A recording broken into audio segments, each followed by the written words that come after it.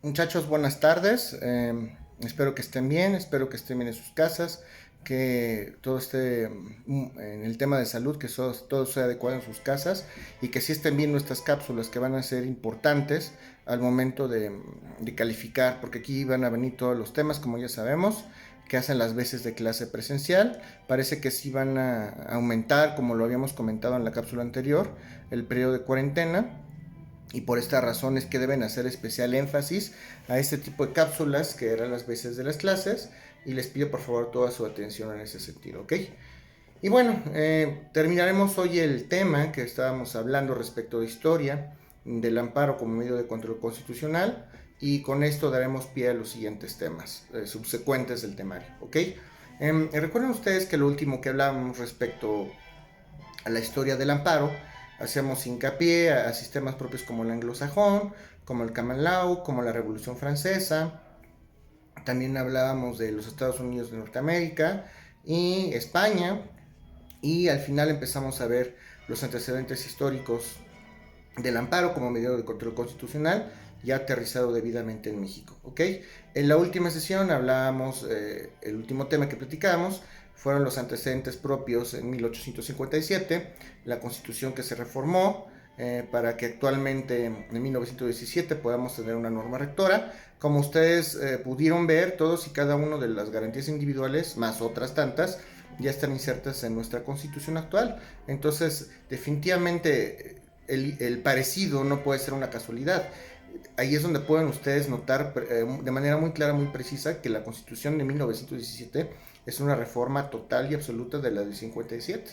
Ya se prevén ese tipo de derechos fundamentales, pero obviamente necesitan adecuarse de acuerdo al momento histórico. Vamos a terminar de platicar de esta etapa de 1857 porque es importante para que entremos al estudio del órgano o de reforma de 1917 y una vez que terminamos de analizar en la última cápsula las garantías individuales o en ese momento se llamaban garantías individuales o derechos fundamentales de los hombres que se preveían o del ciudadano que se preveían en la Constitución de 1857, sin lugar a dudas se establece también ya una obligación por parte de los tribunales del Estado, una obligación para proteger esos derechos fundamentales, el Tribunal Supremo del Estado o Tribunal de la Federación, aquellos tribunales de la Federación que sí se les conocía en ese momento, cualquier caso de violación directa a las garantías individuales o a los derechos fundamentales de la persona, si ya se acude propiamente por parte de los particulares para defender estas violaciones a los derechos, ¿ok? Ya acudo a un órgano debidamente determinado, que es el Tribunal de la Federación, y ya es el Tribunal de la Federación quien tendrá que juzgar o tendrá que ponderar o valorar si efectivamente hubo una violación a los derechos fundamentales de estas personas, de los ciudadanos o de las personas que se encuentran en territorio nacional, o si hubo algún caso de violación a la soberanía de los estados, ¿ok? Entonces ya hay propiamente un tribunal en 1857 que conoce este tipo de violaciones, ¿ok? Hablamos también y el artículo 33, ya el artículo 33 en la Constitución de 1857 ya sugería el reconocimiento de los extranjeros, todos aquellos que no son nacionales, pero también les reconocemos derechos en la Constitución de 1857. Ya las personas en ese entonces que no eran nacionales, por el simple hecho de estar en territorio nacional, en el artículo 33 en ese entonces, ya se les reconocía carácter extranjeros, es decir, no nacionales, y también eran sujetos a la protección de sus derechos fundamentales, ¿ok? Eso es importante. Hablamos también del principio de la petición de parte ofendida, todas aquellas violaciones que se conculquen o por parte de la autoridad, el Tribunal Supremo de la Federación no lo va a conocer por accidente, tiene que ser a petición de parte ofendida. Si yo considero que una autoridad en ejercicio de sus funciones cometió un acto y violentó mis derechos, solamente si yo hago el conocimiento de la autoridad de esta violación, consecuentemente se instaurará o se abrirá un juicio para determinar si existió o no una violación en este sentido. Entonces es importante que lo hagamos. Recuerden que los efectos de la protección constitucional por parte del Tribunal Supremo de la Federación o Tribunal de la Federación, será con un efecto particular, solamente protegerá a la persona que pidió en ese sentido la protección constitucional. Si una persona en particular reclama una violación a un derecho, como lo habíamos comentado, a un derecho fundamental, y acude ante el Tribunal de la Federación, Tribunal Supremo de la Federación, y se determina que si hay alguna violación, los efectos de la restitución del goce de esos derechos fundamentales serán solamente a la parte que se quejó del acto, ¿ok? Entonces, no se necesita una declaratoria generalizada respecto de la restitución, una declaratoria general de restitución de estos derechos fundamentales, puesto que a través de una sentencia se le restituyen en ese momento el goce de las garantías y obliga a la autoridad que cometió el acto de inconstitucionalidad o el acto de ilegalidad a que restituya en la medida de lo posible, o que restituya completamente, no en la medida de lo posible, que restituya el goce de estos derechos.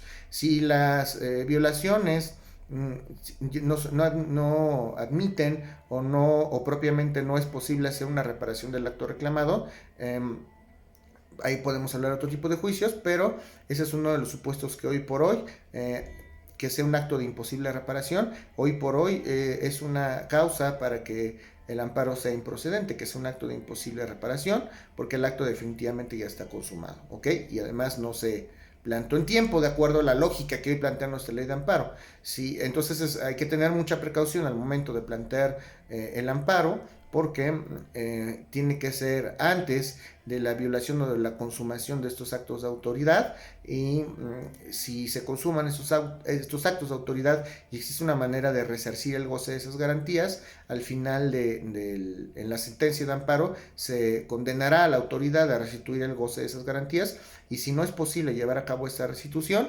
pues el amparo quedará sin efectos, ¿ok? Hay algunos instrumentos legales que emanan o derivan propiamente en materia constitucional y en materia adjetiva constitucional, como sería propiamente el amparo, que vale la pena citar, derivados de la Constitución de 1857, y me estoy refiriendo a los siguientes. En primera instancia, se decreta la Ley Orgánica de Procedimientos de los Tribunales de la Federación, ¿ok? Ley Orgánica de Procedimientos de los Tribunales de la Federación.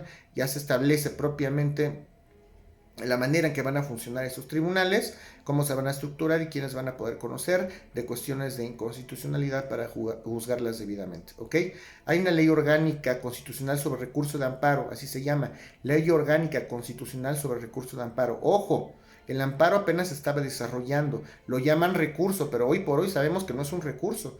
Así se llamaba la ley antes, Ley Orgánica Constitucional sobre el Recurso de Amparo, que antes se consideraba o se hablaba de que era un recurso porque era una instancia más, pero hoy ya sabemos que el amparo es mucho más complejo que eso y que su naturaleza jurídica no es la de un recurso. Simple y sencillamente, en 1857, derivado de esta norma suprema, se crea esta ley y así es como se le llama, pero ya con las reformas y con la opinión y el estudio de diversos constitucionalistas y diversos legisladores, se corrige este tema y ya no se llama así, porque ya sabemos hoy, nos queda muy claro que no es definitivamente no es un recurso el amparo, ¿ok? Se expide también la ley orgánica de los artículos 101 y 102 de la Constitución Federal, que son en ese entonces, en la Constitución del 57, eran los principios o los fundamentos constitucionales del amparo como medio de control constitucional. Ojo, en la Constitución de 1857, no en la reforma de 1917, hablaremos ahorita de eso, pero entonces 101 y 102, ley orgánica de los artículos 101 y 102 de la Constitución Federal, que era la ley de amparo que existía en ese momento. Hoy hablamos de la ley orgánica reglamentaria de los artículos 103 y 107, que es nuestra ley de amparo actual, pero antes esta figura de la protección constitucional se preveía en los artículos 101 y 102, ¿ok? También se expide el Código de Procedimientos Federales, que aplicaba todos aquellos procedimientos en cuyas materias, como la mercantil, como la civil, suplía algunas lagunas. La civil no es federal, pero hay un Código Federal de Procedimientos Civiles. Es necesario que lo entiendan. Aquellas suplencias que en los códigos federales de algunas materias no se preveían expresamente, eran suplidos por esta norma. Esta es Código de Procedimientos Federales, en ese sentido, pero recuerden que la materia civil es local y que cada estado tiene su código de procedimientos para que no exista duda en este sentido, ¿ok? Y también se expide finalmente desde entonces el Código Federal de Procedimientos Civiles. lo que hoy regula todo lo que es la cuestión en materia civil en territorios federales y por lo que se refiere a actos de la federación, ¿ok?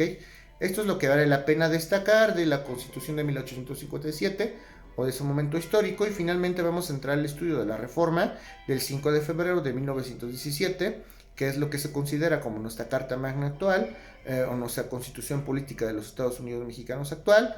Ese cúmulo de garantías previstas en la Constitución de 1857 se retoman en nuestra Carta Magna. Se incorpora de manera pormenorizada la cuestión del derecho de propiedad en el artículo 27 constitucional. Se incorpora el derecho a la educación como derecho fundamental previsto en el artículo 3 constitucional, y lo que antes era el contenido de los artículos 101 y 102 de la Constitución de 1857 ahora se traslada a los artículos 103 y 107 de la Constitución, y hoy por hoy esos preceptos constitucionales 103 y 107 son los que dan origen o los que dan pie al amparo como medio de control constitucional. Nuestra ley de amparo actual vigente emana de los artículos 103 y 107 de la reforma de 1917, naturalmente, y así es como es, ¿ok? Ya se expide formalmente la ley de amparo, que es esta ley reglamentaria, y se empiezan a dividir de manera muy concreta las cuestiones adjetivas en materia constitucional en la ley de amparo. En nuestra ley de amparo, recuerden, ya conocemos un poco la estructura, quiénes son partes en el proceso de amparo. Es un procedimiento de orden público, de interés social, por lo tanto interviene el Ministerio Público. Se habla de competencia, ya derogamos una serie de leyes que no es necesario tener, porque todo esto lo puede tener la propia ley de amparo. ¿Qué juzgados son competentes para conocer de amparo? ¿Qué tipo de amparo? Recuerden que los juzgados de distrito conocen los amparos indirectos, los tribunales colegiados conocen los amparos directos, y en ese sentido se empieza a hacer esta división. Hay un capítulo de competencia, hay un capítulo de impedimentos, hay un capítulo de quiénes son las partes en el proceso de amparo, eso también ya lo hablamos. ¿Cuáles son los supuestos de procedencia, de improcedencia? ¿Cuáles son los supuestos de sobreseimiento? Los recursos, todo el procedimiento tanto de amparo directo como del amparo indirecto. Empezamos a hablar de la suplencia de la queja. Ya hablamos mucho de la suplencia de la queja. Referimos que era una figura que le permitía al juzgador resarcir aquellas cuestiones o aquellos defectos que no intervinieran o que no intervienen necesariamente con el fondo del asunto, y no se dan todas las materias, se dan las materias que son de orden público, las más delicadas, se da en materia penal, se da en materia agraria, en materia fiscal no se da, en materia fiscal es la excepción porque perjudicaría a todos, en materia de salud tampoco, que finalmente es una rama del derecho administrativo, pero sobre todo la cuestión de fiscal no se da la suplencia de la queja, y son cuestiones novedosas que establece la ley de amparo. Recuerden que hubo una reforma en la ley de amparo, cuando se reforma la Constitución. De hecho se derogó la anterior ley de amparo, se crea una nueva. Recuerden los años de 2011, 2012, la reforma empieza a trabajarse desde el año 2010, para que finalmente tengamos la ley de amparo que actualmente nos rige. La ley de amparo también tiene un capítulo de jurisprudencia, como lo sabemos, y lo más complejo que hay en amparo, que son los recursos. Eso lo aterrizaremos en su debido momento, pero los recursos en materia de amparo son una cuestión muy técnica, porque cada supuesto en materia de amparo ya se aterriza de manera muy concreta a un recurso. Ya hablamos de los informes previos, ya hablamos de los informes justificados, y el amparo, como ustedes se darán cuenta en forma de juicio, ya está total y absolutamente estructurado ya con la reforma del 5 de febrero de 1917, ya está debidamente estructurado, y pues bueno, en realidad es lo que me interesa comentarles en materia histórica. Me parece que con esto es suficiente hablar de un poco de historia de amparo. Creo que tienen el bagaje necesario para este tipo de curso, para el curso que estamos trabajando actualmente, y en lo subsecuente pues ya empezaremos a trabajar otro tipo de temas ya más concretos. Voy a requerir toda su atención porque después ya terminamos aquí la historia. Después de este capítulo ya vamos a empezar a retomar otro tipo de cuestiones que dejamos a la mitad del camino. Hablaremos de los supuestos de procedencia del amparo indirecto, que fue lo último que estudiamos. Hablaremos de competencia, de la manera en que se tramita la incompetencia, de la acumulación de asuntos, y finalmente hablaremos hasta de los recursos, ¿ok? Lo dejamos por aquí, muchachos, porque realmente terminamos la materia histórica para que ustedes puedan aterrizar esto y procesarlo de una debida manera. Y en la siguiente sesión, pues aterrizaremos propiamente ya temas formales y propios del amparo como medio de control constitucional y continuaremos con el curso como lo estábamos haciendo hasta ahorita.